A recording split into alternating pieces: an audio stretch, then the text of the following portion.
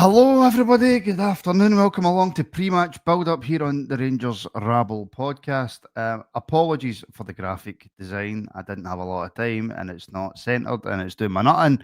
We'll just have to put up with it for the day. It will be fixed by next show. My name's Martin. I'm your host, and my co-host today, all the way from the sunny Highlands, is Aaron. Aaron, how are you? Yeah, I'm absolutely knackered. My son decided with the clocks going back to wake me up at 2 o'clock this morning, so I'm hanging in there. I was going to make another joke about the amount of kids, but I think we're past that. The jokes now, Aaron, to be brutally honest with you. Just accepted it. So Hearts have effectively shown what you can do with a half-decent recruitment. I mean, Stuart Finlay, ex-what Kilmarnock. Craig Halkett, was he at Livingston at one point? Lawrence Shanklin from Ayr and Dundee United, and they've just destroyed Celtic. And we feel as if we have to go abroad and pay £8 million for strikers for England. Yeah, it's absolutely crazy. But we're here to discuss the upcoming game. That is Rangers versus Kilmarnock, kick-off at 3 o'clock, Aaron.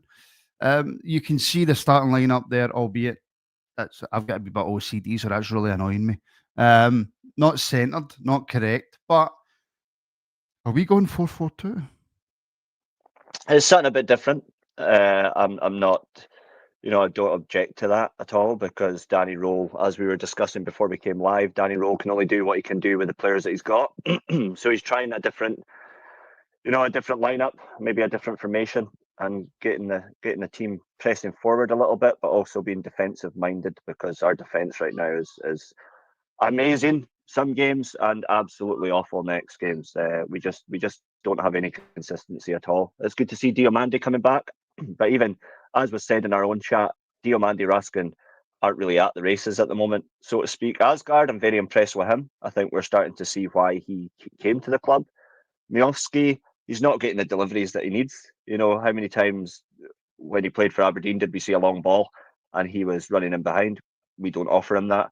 And Danilo, it seems a bit random for me coming back in. But he's better than what we have on the bench, our new £8 million striker. Yeah, and it would appear that, I know that Miovski can probably play wide, Aaron, but there was a few leaks going about last night. You need to obviously take them with a wee bit of a pinch of salt. But something interesting popped up, and again, I am not a tactical person, Aaron, in the slightest. I have got the new Football Manager, but I'm too feared to start it up yet. But somebody said something about a 4-2-2-2-2-2-2-2-2. Is that possibly the way that he can go today with sort of Diomande and Raskin as the kind of the two sitters with Asgard and Gassama just in front with Miovski and Danilo up top? Let's try something different. I'm all for trying something different if it gets us the results that we need, to be honest with you. It seems that he could also play a 4-3-1-2 option as well, but that would obviously put Asgard more as a centre mid and then let Gassama be that roaming centre attacking mid. I'm not sure. It doesn't look the best team. Maybe a few months ago we would have been ranting and raving that was our best lineup, but it's up to the players now. The players need to show who they're playing for, and they need to show what they can deliver and what they can produce, because right now I can't see much hope for any player on that pitch. Butland was getting such a hard time towards the end of last season, and he's without a doubt been our best player, and he's kept us in a lot of games, to be honest with you. So it's quite funny how things can change very quickly, and we shouldn't be sat here going, our goalkeeper is our best player. We shouldn't be sitting here saying that, but unfortunately that's the situation that we're in right now. And yes, also Paul McConnell saying rest in peace, Sir Walter. I can't believe it's been 4 years, to be honest with you. 4 years, Aaron. 4 years already. Time just goes, doesn't it? Mm-hmm. It does. Oh, I thought we were going to come back in there, but there we go. Yes, Paul Robertson, member for 2 months. Sorry, I'll be truthful with you. I was trying to fix the graphic in the background because it's really doing my nothing. It does look like 4-4-2 today, Martin, might work.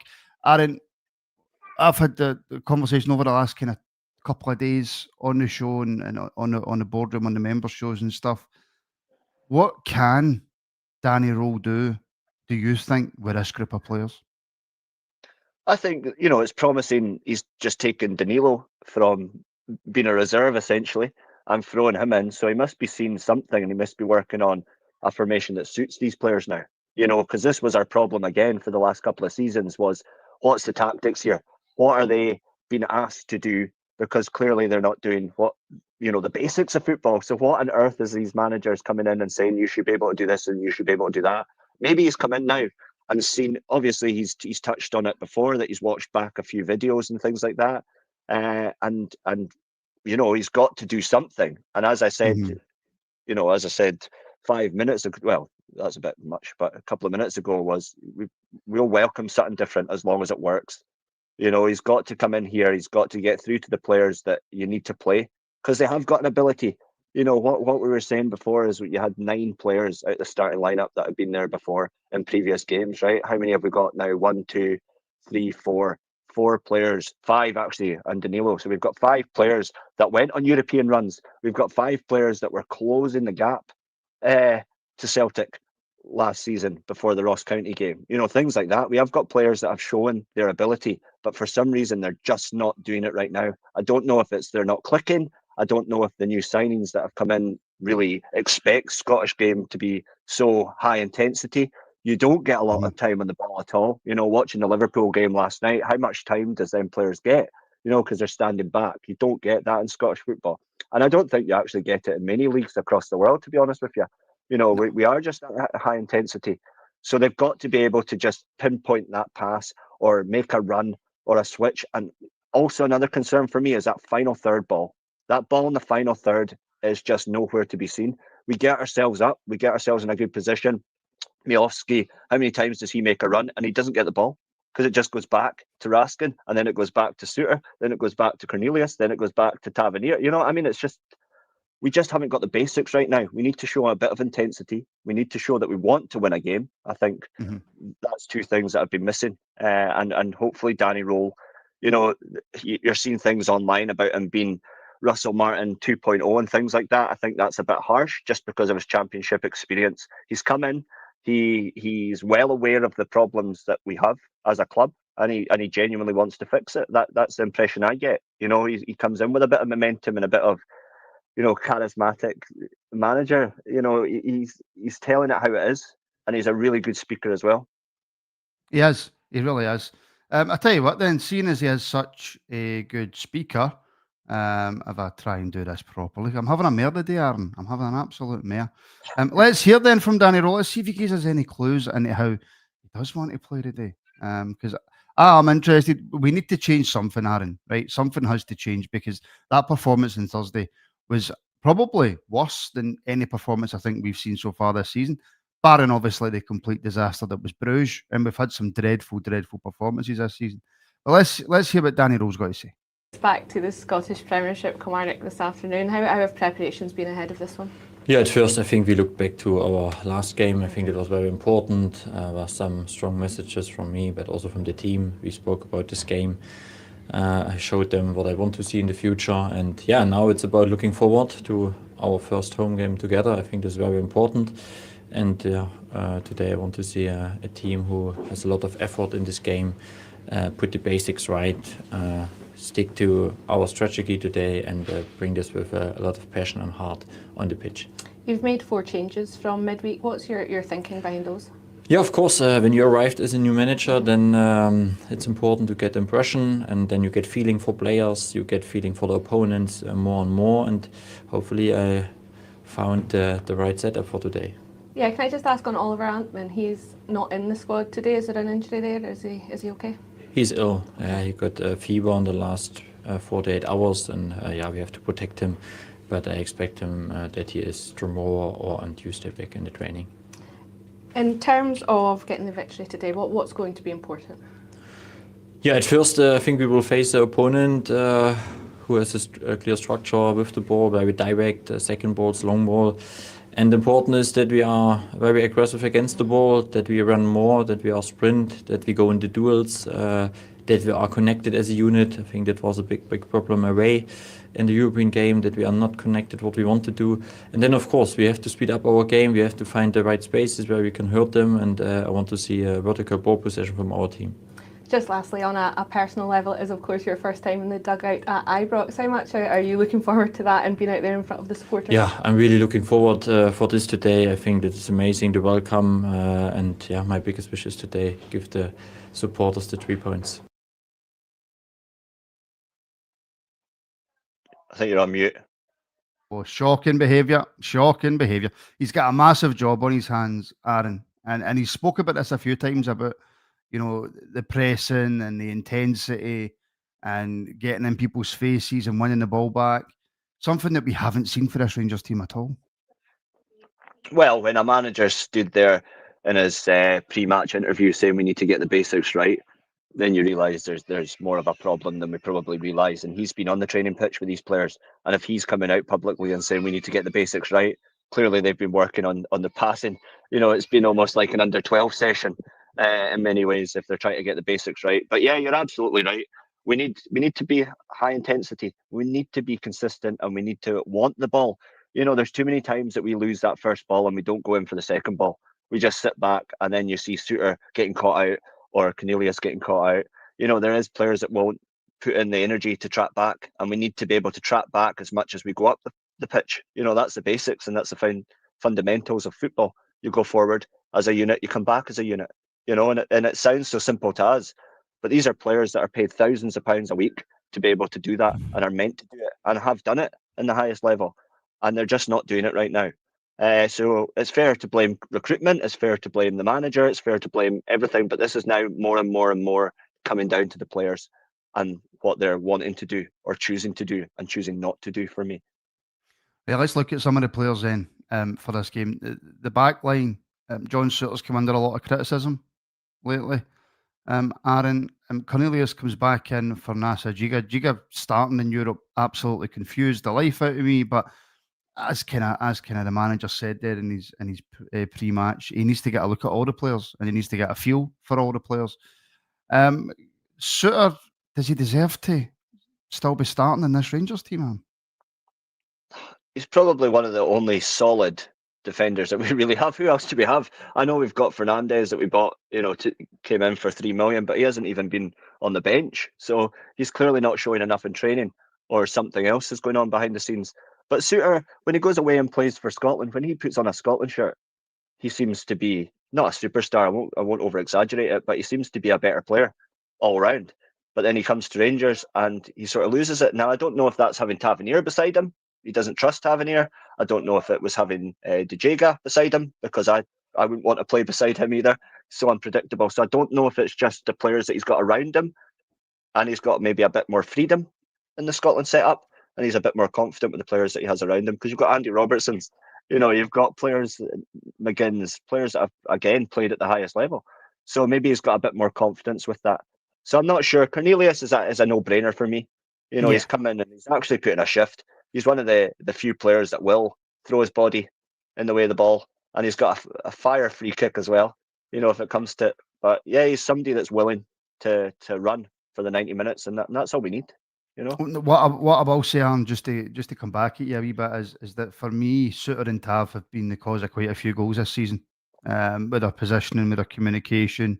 I think Suter's been off it so far most of this season, if I'm being brutally honest. But then I do have to agree, I'm looking at the bench and it's only Nasser Giga's the only central defender we've got in that bench. Fernandes apparently had an injury. I don't know. He was back on the bench for the European games, so the injury must be gone. But again, he's not on the bench. So there probably is really nobody to replace him. But that scares me even more, the fact that I don't think Suter's been anywhere near it this season. I don't think so. And this is just my opinion. Mm-hmm. I don't think Suter now is at the level that we need for a defender in the top league, if I'm being honest. And yeah, Cornelius, absolute no-brainer. Magoma at left back, I feel for the boy. I really feel for him, because he's a young guy. He's came into this Rangers team. He's barely played that much football, and there's no backup for him. No, and he's playing. You know, he is one of these players that does give it his everything. We can see that he's given it his all every game. And yes, he's still young and he'll make mistakes and things, but there's a lot of pressure.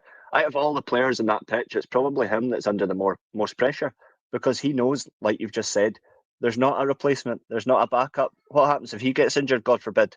Do you know what I mean? Then we're sitting here scratching our head. We'll have Danny Aaron. Then we'll have Aaron's back there. But going back to what you were saying about Suter, I do agree with you.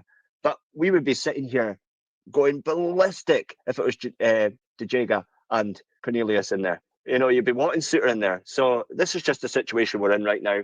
We didn't bring in the centre backs that we needed, the wing backs that we needed, and we touched on these positions during the summer transfer window as well. Do you know what I mean? And they decided to go and fill up our midfield even more. What was wrong with Cameron? You know, Cameron is somebody, again, that wants to come in. He wants to prove himself. And you know what you're going to get with Lyle Cameron. 100%, you know what he's going to give you. But yet, he's been on the bench. Look at the start of the season before Asgard came in. Mm-hmm. He was our best player. You know, and he was creating opportunities and he was trying to create things.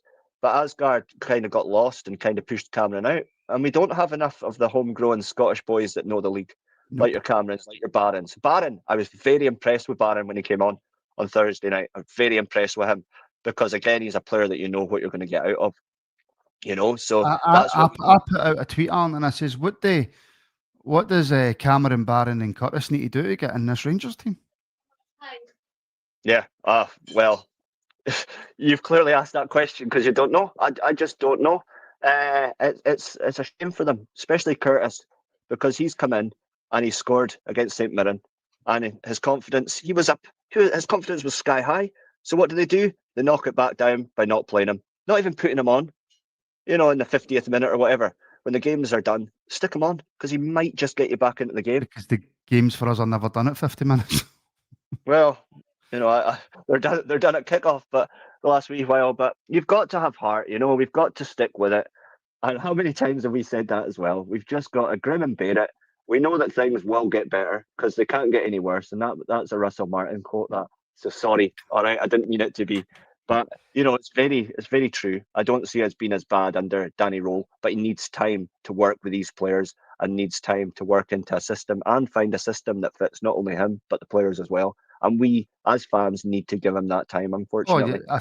He will get that time, I think. I mean, to an extent, he'll get a bit more time, I think, than previous managers, because I think the game in Europe was a big indication that it's on the players as well. And I think the fans have now shifted their focus. But I certainly have, from the manager to the players. I've certainly shifted my focus. Good to see Diamandi back in the team. Nico Raskin, Aaron, he needs to show us a performance today because he's slowly slipping.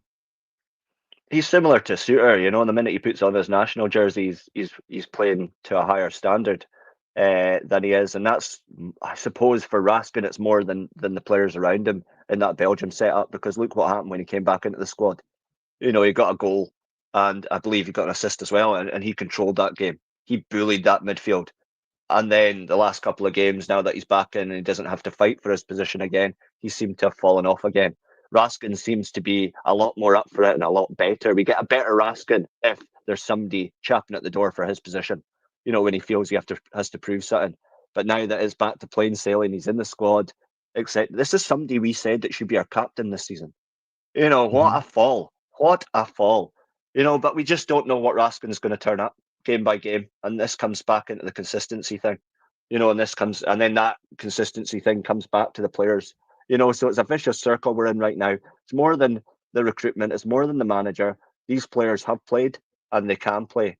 And we've seen that time and time again. But they're just not doing it at the moment for whatever reason. You know, Tavernier's getting older. Suter's getting older. I absolutely agree with that. You know, but Gassama needs to be, you know, it can't be on one person's shoulders. And as I said on the previous build-up, you know, we used to look at Tierney as that one player that would create something. And that's Gassama again for us, and we shouldn't just be looking at one player. Gassama and Butland, our goalie and our left wing, are our best players on that pitch right now, and that shouldn't be the case. No, it really shouldn't. I'm going to depress the life out you.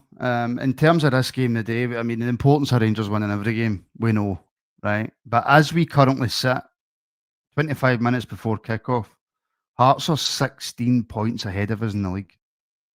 16 points. Now we can you know, bring it down to 13, you know, which is woohoo. Ooh, yeah, only 13 points. But right now, Aaron, to be 16 points behind Hearts after 8 games played, possibly 9, depending on what happens today. It's unthinkable. Well, you touched on it there, the recruitment of young players that know the Scottish game, being one of them. Hearts were they were in a relegation battle for many parts of last season. And it shows you what getting a manager that knows the league in as well. I think that Derek McInnes slipped through our fingers. That's a no-brainer, and I feel okay saying that. That's not controversial. I'm sure we all feel the same.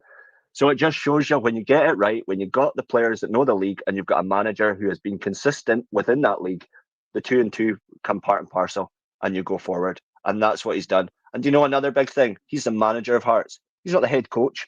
None of this head coach malarkey with Hearts. He's in there to make the decisions, bring in the players that he wants to bring in and play a system that he wants to play. And they're 16 points ahead. And that tells you all you need to know about that, really, in my opinion. In terms of Kilmarnock, again, just before we finish up, but by the way, I should just ask everybody who is tuning in on YouTube, if you haven't already, please do give the show a like and make sure that you are subscribed. It really, really does help the show out. And of course, if you want access to loads of extra stuff, including the watch along that will be on today at 5 to 3, it'll be myself. Alex is unfortunately off today, so you'll be stuck with me for the watch along. Then you can join up as a member now. Links are in the description if you want to help out independent Rangers media as we continue to grow and actually bullet towards 600 members, which is absolutely incredible. And follow us across all socials. All the links are in the description as well. Kilmarnock come to Ibrox today, Aaron, I think, with our tails up, positive. So rather than this low block that we've faced in previous seasons, we don't really seem to be facing much of that anymore unless you're playing Dundee United, because that is the way that Jim Goodwin teams play. Stuart Kettlewell in as the Kilmarnock manager, a manager that I quite rate, actually. I think he was doing a cracking job at Motherwell. What do you expect for Kilmarnock today? Well, it's very difficult when a manager leaves, for a club when they're doing quite well. As you've just touched on it there, Kettlewell's come in. He's a solid manager. Again, he knows the Scottish game. They've managed to win 3 or 4 games this season already. They're sitting 7th, a place above us. And, gone are the days where we used to look forward to playing Kilmarnock or St Mirren or Dundee or any of these teams. We have to fight for every single point. Kilmarnock will have a game plan and they'll come out all guns blazing. I think no one fears this Rangers team anymore. It doesn't matter what players we have. Nobody, fears us at all. And that's again a big problem within the club. So I think it's going to be close. I think it's going to be a close game. I don't see much between the sides. And I can't believe I'm saying that, to be honest with you. And I feel like a pundit on Sky Sports, but there isn't much between the sides. And it's 7th versus 8th. We need to start picking up points.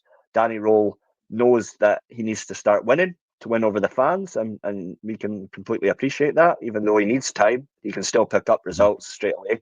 Look at Derek McInnes. We've touched on it already. He's gone to Hearts and they're unbeaten. And they've only had 1 draw, and that's a new manager and a new club with players that he didn't sign, etc. All the same things that we've been using. All the excuses.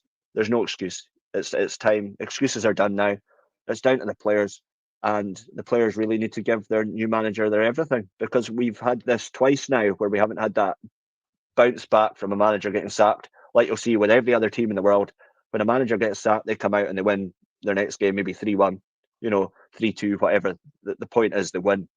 We haven't had that bounce back period ever, and that is on the players. So I'm not going to give you a score prediction because no, I'm not going to ask for one because it's not worked so far this season. No. Asking for predictions just goes awry, so we're not doing that anyway. 100%, but yeah, that's where I feel it's going to be close, and we'll see what happens. Really, that's the situation we're in.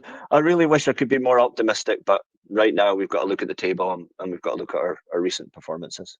We do. And I will just bring up this super chat for Stephen Gillespie quickly, and I hope it's not, because this has not worked for us. And if it is and it works, then I'll take the slap on the face. But Stephen, thank you for the support, buddy. Channel member as well. 3-5-2, Martin, got to be. 3-5-2's never worked for us, Al. I can't see that when you've got a right back, left back, and 2 centre backs. Where are you going to put? Who's going to push up? Do you know what I mean? Who do you want to push up out of there? You know, I'd rather a 4-back, to be honest. It's not the greatest 4-back. It's not the 4-back I would want, but you know, it's a 4-back nonetheless. I don't think it's going to be 3-5-2. We can't do that. We can't do that. Because even if you tried to argue that you could put Tav, Suter and Cornelius as the back three, you would have to have Magoma as a sort of left winger, and then you'd have to have Gassama as the right winger, and Gassama doesn't like the right. So I just don't think it adds up, and I really hope you're wrong, Stephen, because it's just really not worked for us. Right, folks, there is 19 minutes to go until kickoff. Go and grab yourself a beer, a cup of coffee. If you remember, join me at 5 to 3, and you can watch my depressing face all the way through the game. However, if we do win today, then that does make me the watch-along champion. So I hope Ian's watching, because I will become the Rabble Wrestling watch-along champion if we win today. So there's a lot more on the line than just a Rangers victory. Aaron, mate, thank you very much. No worries. No, I wish I could be more excited, but you know, I gave you as much excitement as I could between being up at 2:00 in the morning and between going in to watch another Rangers game. Yeah. And as we other people's just said, Martin's just jinxed it. Oh, there we go. Right, folks, please make sure and like and subscribe on your way out the door. And if you want to join me for the watch along, or you want access to Monday night, Tuesday night, Friday night shows, Saturday night shows, Saturday morning, Sunday night hunters, then join as a member now. Links are in the description. So thank you, everybody. Thank you for the super chats, all the comments, all the support that you give all the time. And we'll be back at 7 p.m. tonight for reaction to hopefully a Rangers win.